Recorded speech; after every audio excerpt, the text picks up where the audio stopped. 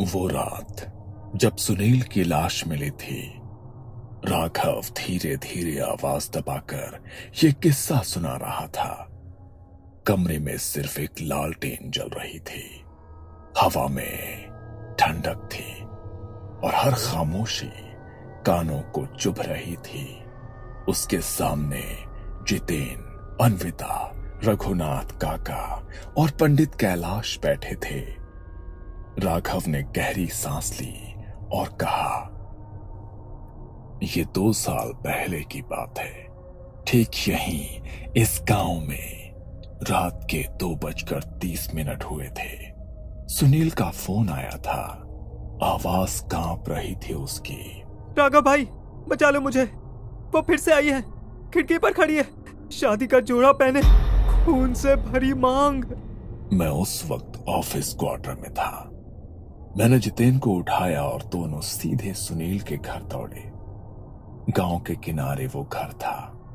दरवाजा अंदर से बंद था, लेकिन अंदर से फर्नीचर गिरने की आवाजें आ रही थी। सुनील, दरवाजा खोल सुनील। अंदर से कोई जवाब नहीं आया। तभी खिड़की के शीशे पर खून का धब्बा छपा, जैसे किसी ने अंदर से हाथ मारा हो। जितेन ने दरवाजा तोड़ा। अंदर का नजारा देखकर उनकी रूह कांप उठी। सुनील छत से उल्टा लटका हुआ था। उसकी गर्दन पर शादी के जोड़े का लाल दुपट्टा बंधा था और दीवार पर बड़े बड़े अक्षरों में खून से लिखा था, मैं वापस आऊंगी। राघव के शब्द गले में अटक गए। कमरे में बैठी अन्विता के माथे से पसीना टपक रहा था। क्या पुलिस ने कुछ बताया? राघव ने धीरे से सिर हिलाया। नहीं, पोस्टमार्टम में किसी आत्महत्या का सबूत नहीं मिला। न रस्सी का निशान, न कोई दवा, न कोई जहर। तब से ये गांव बदल गया है राघव। लोग कहते हैं कि रेखा की अधूरी आत्मा हर साल लौटती है, और तभी लौटती है जब गांव में कोई शादी होने वाली होती है। अरे तुमने उसका नाम क्यों लिया? पागल हो क्या? अरे जितेन, ये गांव उस नाम से भी डरता है, क्योंकि उसकी मौत के बाद से जब भी गांव में शादी होती है, दूल्हा मंडप तक नहीं पहुंच पाता। क्या मतलब? 3 साल में 3 दूल्हे गायब हो चुके हैं। सबकी मौत अलग अलग तरीके से हुई है, लेकिन एक बात कॉमन है।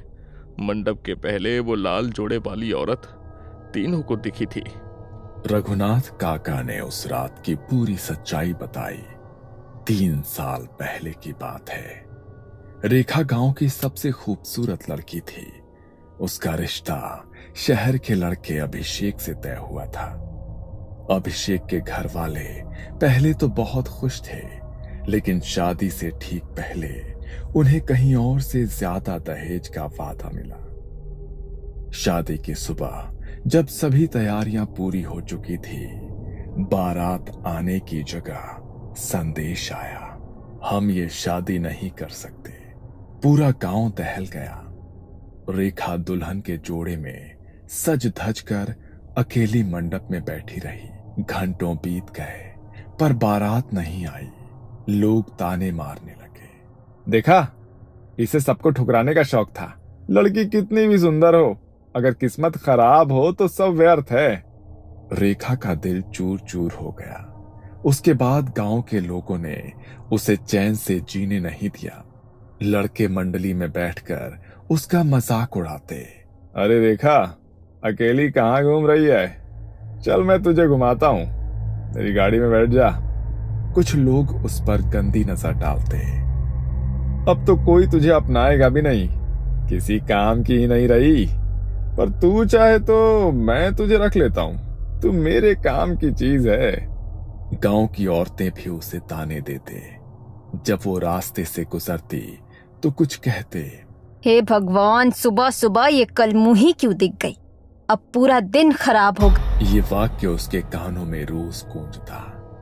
परिवार का सहारा भी नहीं मिला। बाप शराब में डूब गया। माँ बीमार होकर बिस्तर पर पड़ गई। भाई गांव से बाहर जाकर काम करने लगा और धीरे धीरे घर आना बंद कर दिया। रेखा अकेली पड़ गई। गांव के लोग उसे अपशगुनी कहने लगे। उस रात जब पूरा गांव सो रहा था, रेखा ने लाल जोड़ा पहना, माथे पर सिंदूर लगाया, आईने में खुद को देखा और फुसफुसाई। जिस दिन मैं दुल्हन बनी उसी दिन मेरी जिंदगी खत्म कर दी गई। अब मैं किसी और को भी दूल्हा बनने नहीं दूंगी। उसने कमरे में खुद को बंद कर लिया और जहर खाकर अपनी जान दे दी। रेखा की मौत के एक हफ्ते के अंदर ही उसकी मां कुएं में गिरकर मर गई। बाप खेत में हार्ट अटैक से बेहोश हुआ और जब लोग पहुंचे तो वो मर चुका था। गांव छोड़ने के बाद उसका भाई का किसी को आज तक कोई पता नहीं चला। अभिषेक ने दूसरी लड़की से शादी कर ली थी, लेकिन शादी के 2 महीने बाद उसकी पत्नी घर की छत से फिसलकर गिरकर मर गई। अभिषेक के माँ बाप का कार एक्सीडेंट हो गया, उसी में उनकी मौत हो गई। अभिषेक खुद तीसरे महीने गांव लौटते समय लापता हो गया। उसकी लाश नदी किनारे मिली। गर्दन पर कुछ कसकर बांधने के निशान थे, जैसे किसी ने उसका गला घोंटा हो या फांसी दे दी हो। रघुनाथ काका ने ठंडी सांस ली और सबकी आंखों में देखते हुए कहा, रेखा ने खुद की जान नहीं दी थी, उसने बदला लिया था और अब वो हर दूल्हे को वही सजा देती है जो उसे मिली थी।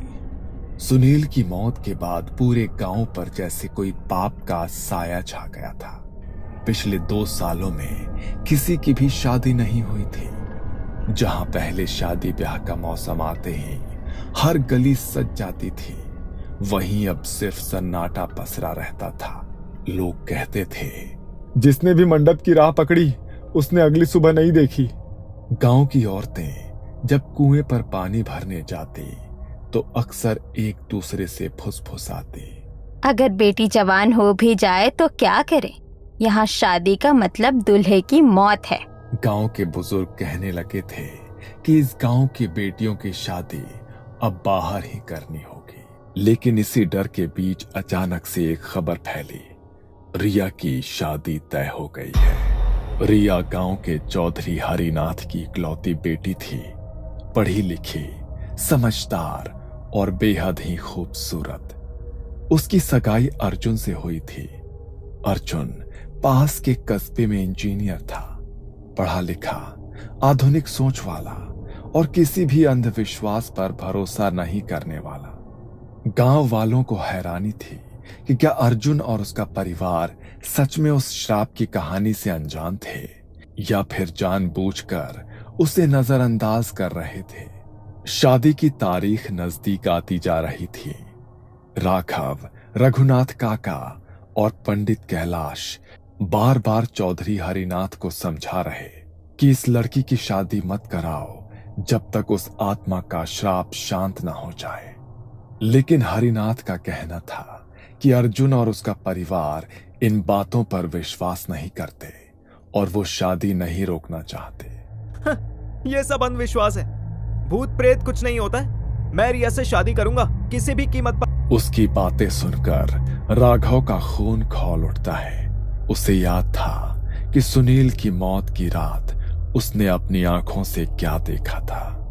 वो औरत लाल जोड़े में, खून से भरी मांग, आधा चेहरा जला हुआ और हाथ में दुपट्टे की कसकर बंधी गांठ। राघव जानता था कि गांव के लोग चाहे चुप रहें, लेकिन रेखा की आत्मा अभी भी वही है और वो किसी भी दूल्हे को आसानी से मंडप तक नहीं पहुंचने देगी। शादी से एक दिन पहले की शाम थी। गांव के चौधरी हरिनाथ के घर बारात की तैयारियां जोरों पर थी। आंगन में रंगोली बनी थी, दीवारों पर लाइट्स टंगी थी, पूरा घर सजा हुआ था। अर्जुन को उसी शाम शादी का लाल जोड़ा देने के लिए रिया के घर जाना था। अर्जुन के पिता सूर्य कुमार उसके साथ चलने को तैयार होते हैं। अर्जुन बेटा, इतना अंधेरा हो गया है, अकेले मत जाओ, मैं भी साथ चलता हूँ। अर्जुन ने मुस्कुराकर उनकी बात टाल दी। चिंता मत करिए पापा, बस आधे घंटे की बात है, बाइक से जाऊंगा, जोड़ा दे दूंगा और लौट आऊंगा। आप यहीं शादी की तैयारी देखिए। सूर्य कुमार मान तो गए, लेकिन हल्दी वाली शाम अर्जुन को अकेले भेजने का उनका मन नहीं कर रहा था। अर्जुन बाहर आया, अपनी पुरानी बाइक पर बैठा और किक मारी, पर बाइक स्टार्ट नहीं हुई। उसने बार बार कोशिश की, पर इंजन खामोश। करीब 10 मिनट तक मशक्कत के बाद अर्जुन ने सोचा कि कोई बात नहीं, पैदल ही निकल जाता हूं। किसी को कुछ बताए बिना वो हाथ में लाल जोड़े का थैला लेकर गांव की तरफ बढ़ गया। शाम का समय था, लगभग 7 से 7:30 का समय होगा। डूबते सूरज की धीमी रोशनी में वो चलता जा रहा था। उसके मन में रिया को देखने के ख्याल से चेहरे पर खुशी थी। वो रिया के घर पहुंचा। उसने शादी का जोड़ा हरिनाथ के पास दिया। काका, तैयारी कैसी चल रही है? और रिया कहाँ है? अरे बेटा, तैयारियां तो चलती रहेंगी। तुम अकेले आए हो, तुम्हारे साथ कोई नहीं आया? पिताजी आ रहे थे, मैंने ही मना कर दिया। शादी की तैयारी भी देखनी है। वो मैं बाइक से आने ही वाला था। काफी देर तक कोशिश की, बाइक स्टार्ट नहीं हो रही थी, इसीलिए चलकर ही आ गया। अच्छा, रिया ऊपर है, उसकी मेहंदी चल रही है। क्या तुम्हें कुछ बात करनी है? नहीं नहीं काका, चलने दो, मैं निकलता हूँ। अंधेरा होने लगा है, टाइम से घर नहीं पहुंचा तो पापा परेशान हो जाएंगे। आसमान में बादल घिरे थे, चांद की रोशनी कहीं खो गई थी। गांव के बाहर जाते ही रास्ता घने पेड़ों के बीच से होकर जाता था। चारों ओर अजीब सी खामोशी थी, सिर्फ हवा में हिलती टहनियों की सरसर की आवाज गूंज रही थी। अर्जुन के कानों में लग रहा था जैसे कोई उसके पीछे चल रहा हो। वो रुका तो आवाज भी थम गई। वो फिर बढ़ा, फिर वही आवाज। उसका दिल तेजी से धड़कने लगा। उसने खुद को समझाया कि कोई बात नहीं, बस मेरा वहम है। लेकिन तभी उसने बहुत हल्की सी फुसफुसाहट की आवाज सुनी। अर्जुन ठिठक गया। उसने पीछे मुड़कर देखा, कोई नहीं। उसका गला सूख गया। उसने चलना तेज कर दिया। अचानक उसके पैरों के पास लाल चुनरी उड़ी और जाकर पेड़ की टहनी पर अटक गई। अर्जुन के पैरों की ताकत जैसे जम गई। धीरे धीरे उसने सिर उठाकर ऊपर देखा। दूर पुराने पीपल के पेड़ के नीचे एक औरत खड़ी थी, पूरे लाल शादी के जोड़े में, चेहरे पर घूंघट, हाथ में दुपट्टे की कसकर बांधी गांठ। अर्जुन की सांसें थम गई। उसने कांपते हुए पूछा, कौन हो तुम? वो औरत धीरे धीरे आगे बढ़ने लगी। उसके पांव जमीन को छू नहीं रहे थे, कुछ इंच ऊपर हवा में तैर रहे थे। अर्जुन की आंखों के सामने अंधेरा छाने लगा। तभी वो औरत रुक गई और धीरे धीरे उसने अपना घूंघट हटाया। अर्जुन की चीख गले में अटक गई। आधा चेहरा पूरी तरह जला हुआ था। आंखों की जगह खून से भरे गड्ढे, जिनसे लाल बूंदें बह रही थी। उसके होंठ फटे हुए थे, पर उनसे स्पष्ट आवाज निकली, कल तू मंडप तक नहीं पहुंचेगा। अर्जुन वहां से भागने लगा। उसके कदम लड़खड़ा रहे थे, लेकिन डर ने उसे पागलों की तरह भागने पर मजबूर कर दिया। पीछे से ठक ठक की आवाज आ रही थी, जैसे कोई हवा में कूद कूद कर दौड़ रहा हो। अचानक उसे लगा जैसे उसकी गर्दन पर कुछ कस गया हो। उसने हाथ डाला। दुपट्टा, लाल दुपट्टा उसकी गर्दन के चारों ओर लिपटा था और धीरे धीरे कसता जा रहा था। वो किसी तरह घर पहुंच गया, पिछवाड़े से अंदर घुसा और दरवाजा जोर से बंद कर दिया। तभी बाहर से दस्तक होने लगी। फिर अचानक सन्नाटा। अर्जुन दीवार से टिककर जमीन पर बैठ गया। उसका शरीर पसीने से भीगा हुआ था। अर्जुन ने घर पर यह बात किसी से नहीं बताई। वो चाहता था कि किसी को डर ना लगे, लेकिन जैसे ही कमरे में गया, उसे गर्दन पर जलन महसूस हुई। उसने आईने में देखा, उसकी गर्दन पर दुपट्टे से कसने के गहरे लाल निशान पड़ गए थे। उसकी आंखों में दहशत साफ झलक रही थी, पर उसने खुद से बुदबुदाया, नहीं, ये सब मेरा वहम है। कल शादी है, कुछ नहीं होगा। लेकिन अर्जुन नहीं जानता था रेखा की आत्मा लौट आई थी और उसकी अगली शिकार की तैयारी पूरी हो चुकी थी। अर्जुन की रात नींद में नहीं बल्कि डर और सोच में बीती थी। आईने में दिखाई दे रहे दुपट्टे के गहरे निशान उसकी आंखों के सामने बार बार आ रहे थे।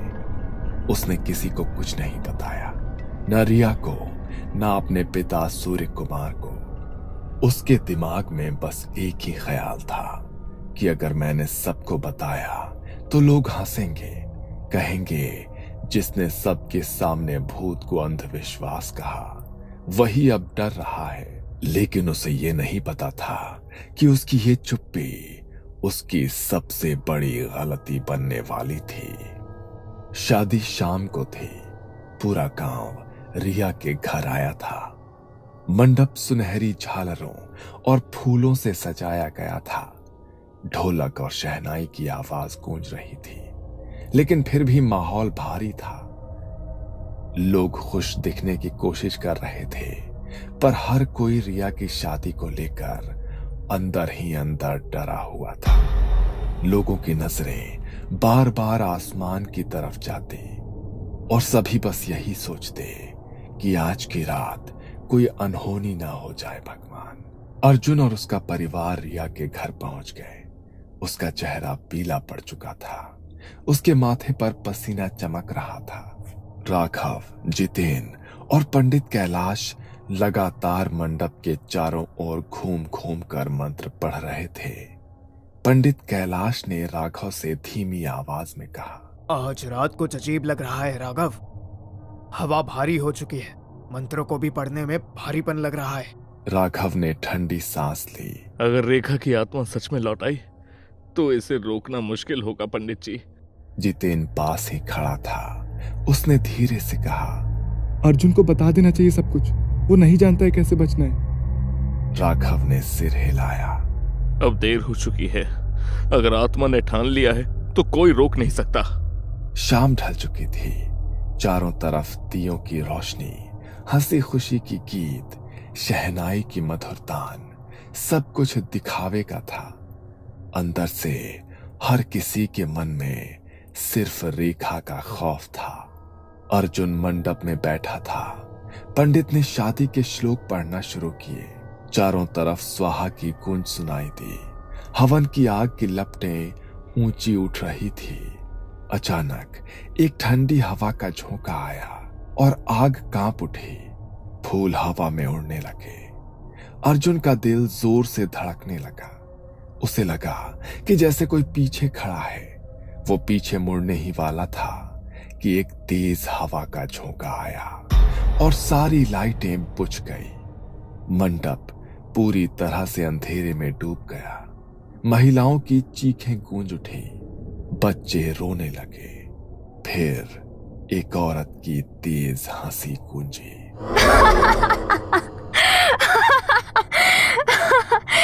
फिर से एक नया दूल्हा। राघव के शरीर में ठंड दौड़ गई। वो समझ गया कि वही कल रात वाली आत्मा आई है। अंधेरे में मंडप के पीछे अचानक लाल जोड़े की चमक दिखाई दी। रेखा की आत्मा सिर पर घूंघट, हाथ में दुपट्टा, धीरे धीरे मंडप की ओर बढ़ रही थी। अर्जुन की नजरें उसी पर जमी थी। अचानक वो घूंघट हटाकर अर्जुन के सामने खड़ी हो गई। आधा चेहरा जला हुआ था। गहरी काली आंखें, खून से भरी मांग। कहा था ना कोई दुल्हा नहीं बनेगा। अर्जुन कांपता हुआ खड़ा था। उसने चिल्लाने की कोशिश की, पर गले से आवाज नहीं निकली। तभी उसके गर्दन पर दुपट्टा कस गया और तेज हवा में उसकी सांसें रुकने लगी। वो छटपटाने लगा। बचाओ, कोई है, बचाओ मुझे। पर उसकी आवाज शोर में दब गई और पलक झपकते ही अर्जुन मंडप से गायब हो चुका था। लोग चीखने लगे। बच्चों को गोद में उठाकर लोग भागने लगे। रिया बेहोश होकर जमीन पर गिर गई। राघव, जितेन और पंडित कैलाश दौड़ते हुए बाहर पहुंचे, पर वहां कोई नहीं था। बस हवा में गूंज थी। मैं अगले दूल्हे के लिए लौटूंगी। सुबह के 5 बजे थे। गांव के किनारे तालाब के पास भीड़ लगी थी। पानी की सतह पर अर्जुन की लाश तैर रही थी, चेहरा पीला और आंखें पूरी तरह से खुली हुई, मानो मरते वक्त उसने कुछ देखा था, बहुत भयानक। राघव और जितेन दौड़ते हुए पहुंचे। लोग फुसफुसा रहे थे। फिर वही हुआ, रेखा की आत्मा एक और दूल्हा ले गई। राघव की आंखें अर्जुन के गले पर जमी थी। दुपट्टे की कसकर बंधी गांठ और सीने पर खून से लिखा था, मैं वापस आऊंगी। रिया का रो रो कर बुरा हाल था। वो अर्जुन की लाश के पास बैठी चीख रही थी और होठों से बार बार एक ही सवाल था।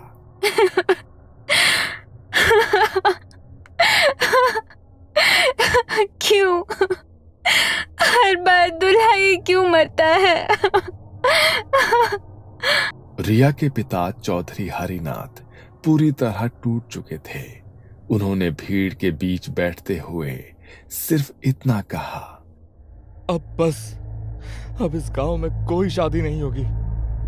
अर्जुन की मौत के बाद कनकपुर की गलियों में फिर वही खामोशी छा गई। लोग अपने बच्चों की शादियां गांव से बाहर करने लगे, लेकिन राघव, जितेन और पंडित कैलाश ने हार नहीं मानी। उन्होंने तय किया कि उन्हें रेखा की आत्मा का सामना करना ही होगा। तीनों ने दूर दूर तक खोज की और आखिरकार एक तांत्रिक शिवा तक पहुंचे। काले कपड़े, जटाजूट, गले में अस्थियों की माला, उसकी आंखें अंगारों जैसी लाल थी। शिवा ने उनकी सारी बातें सुनी और कहा, रेखा की आत्मा अधूरी है। उसकी आखिरी इच्छा दुल्हन बनना पूरी नहीं हुई। जब तक उसका यह अधूरापन नहीं मिटता, वो हर दूल्हे को मौत के घाट उतार कर रहे। लेकिन उसे रोका कैसे जाए? रेखा की आत्मा को शांत करने का एक ही तरीका है कि कैसे भी करके उसकी आत्मा की शादी करवानी होगी। सबसे ताजा आत्मा अर्जुन की है। उस रात गांव के बाहर घाट पर अनुष्ठान रखा गया। रात के ठीक 12 बजे चारों तरफ काली चादर सा सन्नाटा था। तालाब के किनारे 21 दिए जलाए गए। पंडित कैलाश, राघव, जितेन, रिया और तांत्रिक शिवा मौजूद थे। शिवा ने अग्निकुंड सजाया और मंत्रोच्चार शुरू किया।